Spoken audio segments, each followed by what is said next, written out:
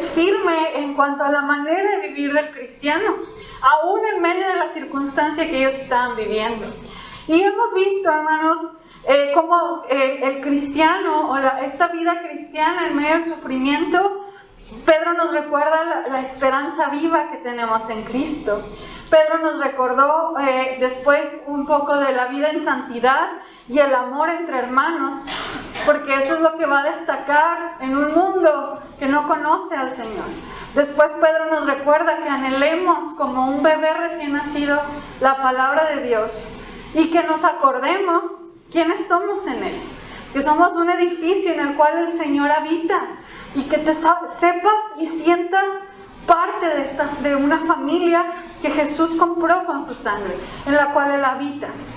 Y terminamos la semana pasada recordando que somos linaje escogido, que somos una nueva sociedad que el Señor ha elegido para un propósito. Y estos dos siguientes domingos vamos a estar hablando de cómo vive esta nueva sociedad, qué características tiene esta vida cristiana donde el Señor me ha sacado, dice Pedro, de las tinieblas a su luz y me llama para anunciar esta buena nueva. Pero Pedro, y es que a mí me impresiona que aún en medio del sufrimiento nunca justifica el decir pues que nos hagamos chiquitos en medio del dolor, sino que nos levantemos y seamos luz y vivamos a la luz de lo que el Señor manda. Y en este caso vamos a ver cómo el Señor pide que este nuevo linaje escogido, este real sacerdocio, viva. Y Pedro empieza a hablar de partes prácticas. Yo sé que muchos de ustedes ya no están en escuelas, pero les voy a dejar una tarea. Hoy vamos a ver todo el capítulo 2, pero por favor tráigase la próxima semana leído el 3, que va a ser la segunda parte de cómo vive esta nueva sociedad. Bien, acompáñenme, versículo 11, voy a leerlos por partes. 11 y 12 dice: Amados, yo os ruego como a extranjeros y peregrinos, que os abstengáis de los deseos carnales que batallan contra el alma, manteniendo buena vuestra manera de vivir entre los gentiles, para que en lo que murmuran de vosotros como de malhechores, glorifiquen a Dios en el día de la visitación, al considerar vuestras buenas obras. Pedro recuerda la identidad. Les había dicho que son linaje escogido, real sacerdocio, pueblo adquirido por Dios, y ahora les dice: ustedes son extranjeros y peregrinos.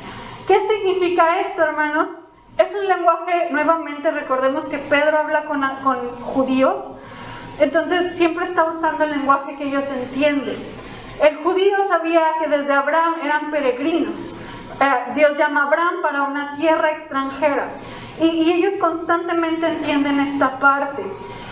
Y Pedro ahora la aplica entendiendo que usted y yo, y que aquellos cristianos tienen dos ciudadanías.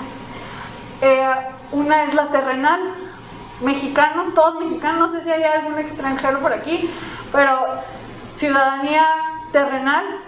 Pero en Cristo hay una nueva ciudadanía, donde Jesús es el Rey, y nosotros somos quienes servimos a favor o en función de ese Rey, donde Jesús viene a predicar lo que es el reino de Dios, y yo soy parte de ese reino donde le sirvo al Rey Jesucristo. Esa es mi ciudadanía celestial. Tengo una ciudadanía como ser humano, como mexicano, como terrenal, pero también tengo otro pasaporte gracias a la obra de Cristo. Y entonces Pedro les recuerda: acuérdense que esto no es todo. Ustedes como extranjeros y peregrinos. Hace unos días justamente me platicaba una amiga de un documental que veía de migrantes, y le preguntaron a un migrante que por qué no se compraba su casita, no buscaba un trabajo, etcétera, ¿no? Generalmente migrantes viviendo abajo de los puentes, etcétera. Y ese migrante dijo: es que si yo empiezo a comprarme mi casa, a buscar un buen trabajo, voy a echar raíz aquí. Y aquí no es donde yo quiero llegar. Yo quiero llegar hacia otro lugar. Entonces, si yo compro, si yo empiezo, me voy a arraigar aquí. Y yo no quiero decir con esto, hermanos, que usted no vea por su vida ni compre su casa, viva. Dios habla de una dignidad de vida. Sin embargo, también siempre tenga la conciencia de que este no es nuestro último lugar. Siempre viva a la luz de lo que nos toca y de que somos peregrinos. Y lo que Dios nos ha dado aquí será para su gloria. Y hay un canto que dice, que se llama Peregrino precisamente, ahora soy tu hijo, fui lavado con tu sangre, revestido con tu rectitud y con tu sello puesto en mi corazón. Ahora redimido, peregrino soy, extranjero aquí, cielo y tierra pasarán, pero me espera un reino inconmovible. Tu palabra es el compás para mis pies, es el camino, en el camino tu evangelio anunciaré, hasta escuchar, bien hecho, ven mi siervo fiel, entra en mi voz. Esa es nuestra meta, hermanos. Y entonces Pedro dice, como peregrinos y extranjeros, dice, ruego que os abstengáis de los deseos carnales que batallan contra el alma. Aquí empieza, bueno, no empieza tanto la lucha, pero aquí empieza con la premisa de ser peregrinos. Pedro menciona una prohibición. Abstente de los deseos de la carne. Hermanos, los cristianos en aquel entonces no solo tenían luchas externas, que a veces son las que más nos fijamos. Pedro está hablando de las luchas internas que cada uno de nosotros tenemos. Y hermanos, esas son las batallas más duras. Ser cristiano, hermanos, es una batalla contra deseos que son incorrectos. Batallamos con las luchas de nuestra cultura, batallamos con el egoísmo, con la avaricia, con el orgullo, con la falta de perdón, con la lascivia, con la inmoralidad sexual y con muchas otras cosas. Y Pedro sí llama a abstenernos, a apartarnos, a que no te dejes capturar contra esos deseos. Y el llamado, hermanos, en esta mediodía es: reconoce tus batallas, porque las hay. Reconoce, sí, que tenemos la victoria en Cristo, pero que cada día a día, usted y yo tenemos una lucha que vencer, interior. Más allá de las exteriores, a lo mejor usted me puede decir, hace mucho yo ya no batallo con ninguna adicción. Hace mucho que yo no batallo con, no sé, con cosas externas que a veces les damos tanto peso. Bueno, y tu batalla hacia el egoísmo, tu batalla hacia la envidia y la avaricia, tu batalla hacia las ganas y la sed que tienes de reconocimiento. Pedro habla de que te abstengas o te apartes de esas batallas, no solo las externas, sino la vanidad, el egocentrismo, los celos, el chisme, la falta de control en nuestro carácter. Reconoce tus luchas, enfréntalas apartándote de ellas. Y después dice Pablo, mantén tu buena manera de vivir, que agrada a Dios y que da testimonio a los gentiles.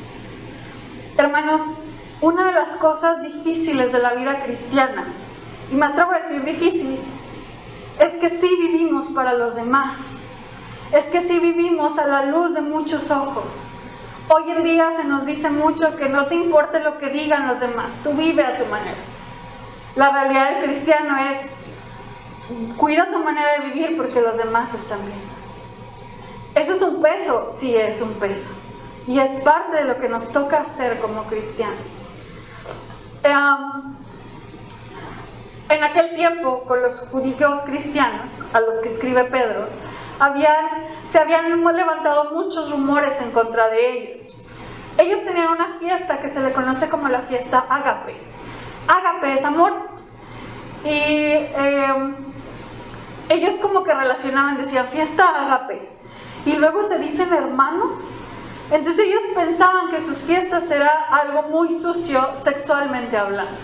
Ellos corrompían la forma en que ellos se relacionaban, o ellos decían el nombre ágape y se decían hermanos, pensando que había una gran inmoralidad sexual entre ellos. Y también ellos decían que comían el cuerpo de Cristo. Entonces, aparte de inmorales, eran caníbales los cristianos en aquel... Bueno, eso decían de ellos. Y entonces por eso Pedro dice, mantengan bien su manera de vivir, para callar a los gentiles, para que ustedes demuestren con su vida que esos rumores no son ciertos. Es decir, hermanos, sí hay en nosotros un compromiso de ser luz y de mostrar con nuestra vida que somos diferentes. Sí hay un compromiso en el cristianismo. Decía un predicador, ojalá que la meta de Pedro era ¿qué tiene que les digan que son raros? Pero qué bueno que están ahí. ¿Qué tiene que en tu trabajo les digan, ay, el raro que lleva las alabanzas? Pero qué bueno que él trabaja aquí. Ay, la vecina que, no sé, siempre me dice por qué orar y siempre está al pendiente de mí, qué rara es. Pero qué bueno que está aquí. Pedro era lo que estaba buscando. Que su vida, aunque fuera extraña para el gentil, fuera inspiradora y fuera una vida diferente. Que puedan decir qué bueno es tener. El mundo sería difícil sin los cristianos, porque los cristianos sanan tierra, cuidan animales, creen en la familia, son fieles en el matrimonio. A pesar de que son extraños, qué bueno que están aquí. Hermanos, el testimonio del cristiano ha sido terriblemente manchado, no por los de afuera. ¿Sabe por quién? Por nosotros mismos. Si usted sale a evangelizar, lo primero que escucha, o lo que seguramente va a escuchar es, va a ser como estos. Yo conozco un cristiano que hizo esto. ¿Le ha pasado? A mí, bueno, no es que evangelice todos los días, pero cuando he llegado a hacerlo en los parques o así, era un pretexto común. No, para ser como tal, que me hizo, que me dijo, mejor no. Pedro, hermanos, nos está llamando a que mi vida sea un ejemplo a quienes no lo conocen. Y eso es lo primero que marca la nueva sociedad en Cristo. Una vida ejemplar. Y después viene la parte con la que les digo que, batallé poquito. Versículo 13 al 17. Dice, por causa del Señor, someteos a toda institución humana, ya sea al rey como a superior, ya a los gobernadores, como por él enviados por castigo de los malhechores y alabanza de los que hacen bien. Porque esta es la voluntad de Dios, que haciendo bien, hagáis callar la ignorancia de los hombres insensatos, como libres, pero no como los que tienen libertad como pretexto para hacer lo malo, sino como siervos de Dios.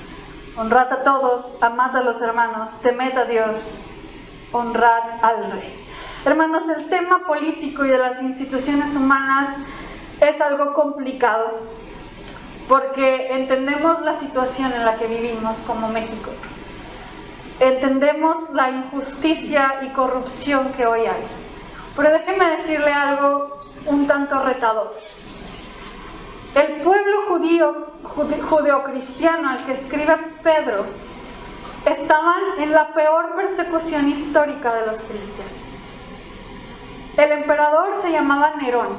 Este hombre era tan sádico que mandó quemar Roma y le echó la culpa a los cristianos para desatar una persecución. Se dice en la historia que este hombre caminaba cabalgaba por los patios del palacio, y quienes alumbraban su caminar eran cristianos en hogueras. Y Pedro todavía tiene el valor de decir, honrad al rey. No sé qué más decir. Solamente, hermanos, es esta parte de entender que la sociedad en Cristo muchas veces va en contra de lo que la sociedad está marcando. Y Pedro nos llama a respetar y a honrar a nuestra autoridad. Si los cristianos de la época de Pedro se hubieran rehusado a obedecer la ley romana, hubiesen brindado a los adversarios la evidencia necesaria para acusarlos de iniquidad. Aunque los lectores deseaban verse libres de esta servidumbre, Pedro exhorta a obedecer a los magistrados por causa del Señor. Y creo, hermanos, que esta es la frase clave. Por causa del Señor, obedece. Por causa del Señor, respeta. Y ahora, Pastora Ana, ¿qué pasa cuando la institución es mala? ¿Qué pasa cuando la institución corrompe? Bien, hermanos, A.W. Tozer dice que el concepto de gobierno es divino, porque gobernar es divino, pero nunca será perfecto, porque usted nunca encontrará alguna forma de gobierno que sea imperfecta. Perdón, que sea perfecta, porque quienes gobiernan, sea en democracia o en monarquía, son humanos. Y los humanos son seres caídos, y los hombres caídos son seres egoístas, y los seres egoístas son malvados. Por lo tanto, hermanos, bíblicamente hablando, cuando la ley humana no entra en conflicto con las leyes de Dios, nuestro deber es cumplir con esa ley.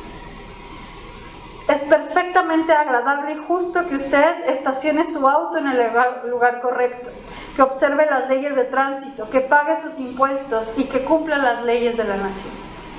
Pero si las leyes de la nación le dijeran alguna vez que usted no puede orar, entonces es ahí donde yo puedo revelar quizás mi obediencia.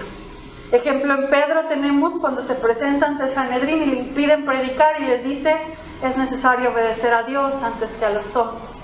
Ejemplo tenemos en Daniel cuando el rey quería obligarlos a adorar a una estatua y fueron al horno de fuego.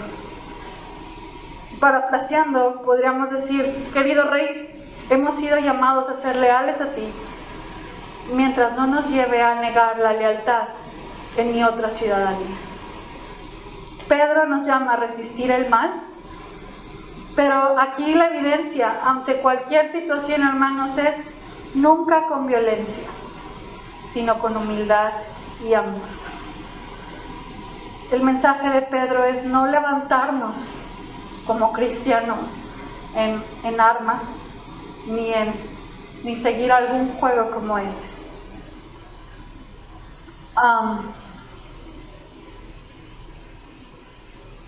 Y bueno, es difícil hablar de esto, hermanos, cuando conocemos hermanos o gente que amamos y ha sido víctima, ¿verdad?, de la injusticia. Es muy difícil hablar de eso. Tenemos un buen ejemplo en la vida de Juan Wesley. Él nunca ocultó sus posicionamientos políticos y su posibilidad de influir hasta donde pudiera. Un ejemplo claro es que las últimas cartas de todo lo que él hizo fue escrita al Parlamento para abolir la esclavitud. Es decir, ¿se puede hacer algo concreto para remediar la injusticia? Sí, pacíficamente. Ahí no estamos deshonrando ni dejándonos de someter al rey.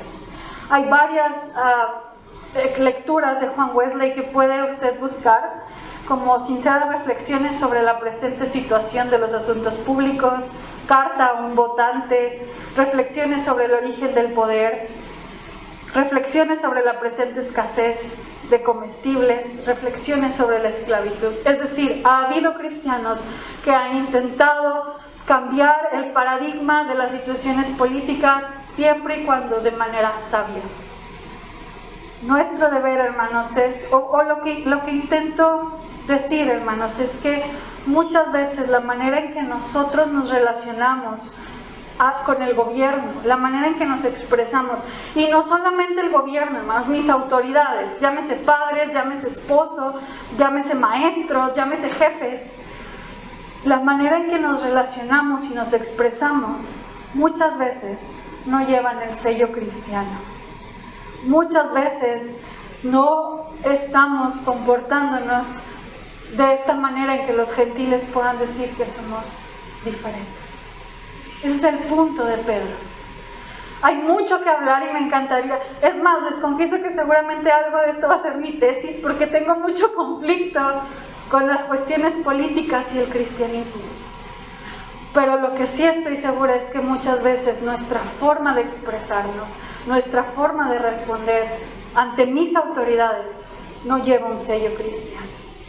Y Pedro nos llama a ser buenos ciudadanos de aquí y del cielo.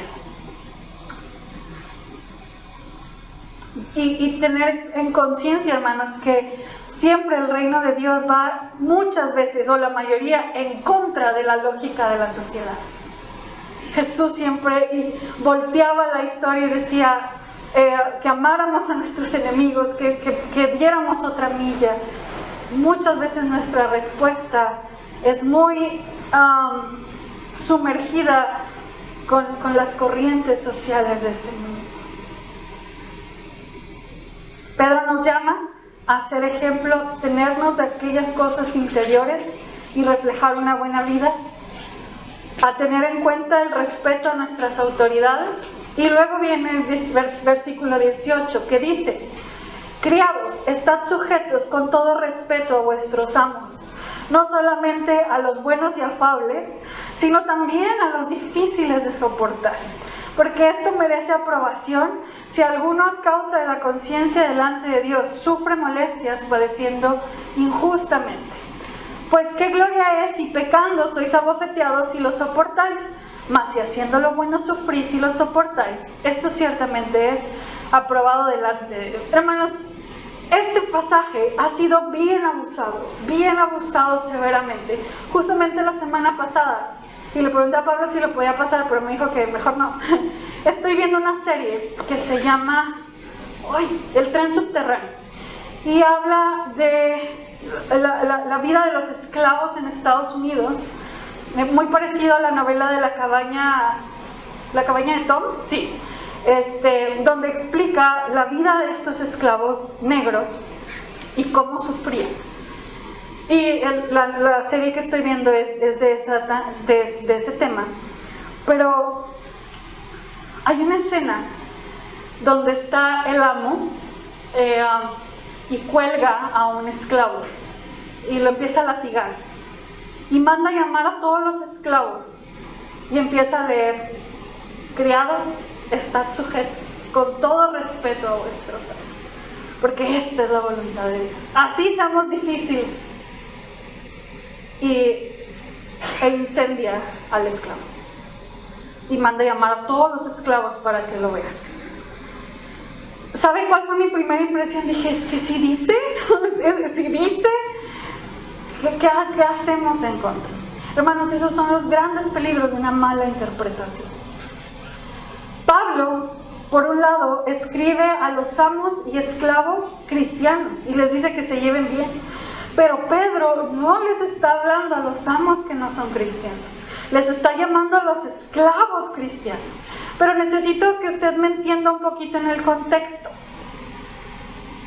En el Nuevo Testamento no se escribe en contra de la esclavitud como tal, no porque estuvieran a favor, sino el sistema económico de Roma estaba basado en la esclavitud.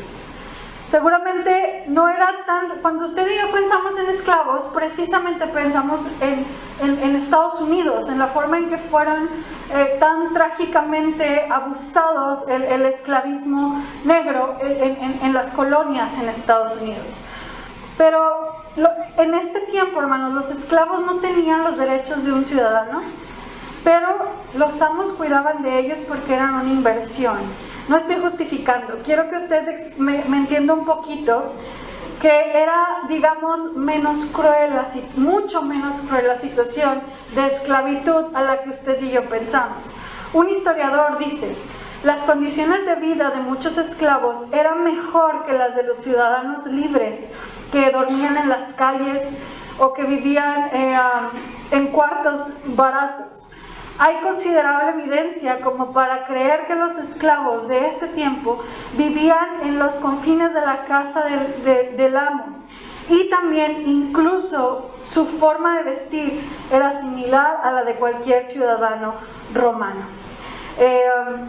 El hecho de que la mayor parte de los esclavos de Roma vestían también como los hombres libres queda indicado de modo un poco usual. Es decir, la esclavitud en Roma en los tiempos de Pedro y Pablo no era tan radical, ni tan hostil, ni tan, no sé, terrible como en la que yo vengo a mi mente cuando pienso en esclavitud. No estoy justificando, pero ellos eran más bien vistos como siervos. Y bueno, Pedro les habla y les dice, y paréntesis, fueron los cristianos quienes lucharon por abolir la esclavitud. Pedro les dice que aprendan a amar a su amo, no solamente a los fáciles de amar, sino a los difíciles de amar. Porque obedecer a un buen amo no requiere un poder sobrenatural, pero obedecer a un amo difícil requiere del amor de Dios en nuestra vida. Dios está llamando a los cristianos de aquel entonces a obedecer por amor al Señor, como les dijo primero a las autoridades. Obedecer voluntariamente porque Cristo los ha hecho libres. Y la motivación de esa reverencia sería Jesucristo. Es decir, hermanos, ¿cómo podemos entender esto hoy día? Es entender que Dios nos está llamando no solo a amar a las personas fáciles de amar, porque amar a alguien que es fácil de amar, o darle a alguien que me va a regresar el préstamo, o no sé, expresarme bien de alguien que es fácil de amar, no necesito a Jesús para eso. No necesito a Jesús para tratar con personas buena onda, no sé cómo expresarlo. Qué gracia hay. Pero tratar con aquel jefe difícil y expresarme en amor. Pero tratar a mis parientes incluso que son duros. Yo recuerdo una vez, mi abuela era una mujer muy difícil, mi abuela paterna. Después contaré más, pero yo hasta le decía a mi papá que no fuera a verla, porque mi papá llegaba cansado, agotado, con el azúcar hasta arriba, de todo lo que hacía mi abuela. Y mi papá me dijo, Dios me llama a mí a amarla y honrarla. No puedo hacerlo. Y para mí era muy difícil aceptar eso. Bueno, Dios me llama a eso. Hermanos, el Evangelio, lo que hará atractivo el Evangelio es la capacidad de amar a quienes son difíciles de amar. Hay un libro que se llama Locos por Jesús, es de mis tiempos de adolescente, del grupo Digital. Y ese libro, yo usualmente tenía mi devocional y leía una historia de Digital porque eran historias de misioneros radicales que morían por el Evangelio. Y esta semana escuché que a alguien más le impactó una historia de este libro. Y era sobre la historia de un cristiano que vivía en la época comunista. Y el comandante le dijo, ¿no te das cuenta que yo tengo poder para hacer lo que yo quiera con tu vida? Te puedo matar ahorita si yo quiero. Y el cristiano, este chico cristiano le dijo, tú te equivocas. El poder está de mi lado, porque puedo amarte mientras tú me maltratas. Hermanos, el llamado de Dios es a tener la capacidad y el poder de amar a quien no merece ser amado, de honrar y respetar al jefe que es difícil. Ahora, no estoy diciendo, hermanos, y quiero que quede bien claro, no estoy diciendo que si estás en un trabajo donde hay injusticia, donde hay corrupción, te quedes callado y obedezcas. Hay leyes para eso. Tampoco estoy diciendo que si tú tienes un esposo que te maltrata y te golpea, te quedes ahí porque Dios dice que tenemos que sufrir. No, porque Dios también nos llama a la dignidad. No puedes hacer eso. Si tienes un esposo que te golpea, necesitas salir corriendo a ese lugar. Y me atrevo a decirlo desde el púlpito, porque Dios nos llama a dignidad. Si tú tienes un trabajo que no es correcto y que tu jefe te humilla y te hostiga, ya hay leyes para hacer justicia en cuanto a eso. El mensaje aquí es que muchas veces usted y yo vivimos en una cultura donde siempre queremos exigir nuestros derechos.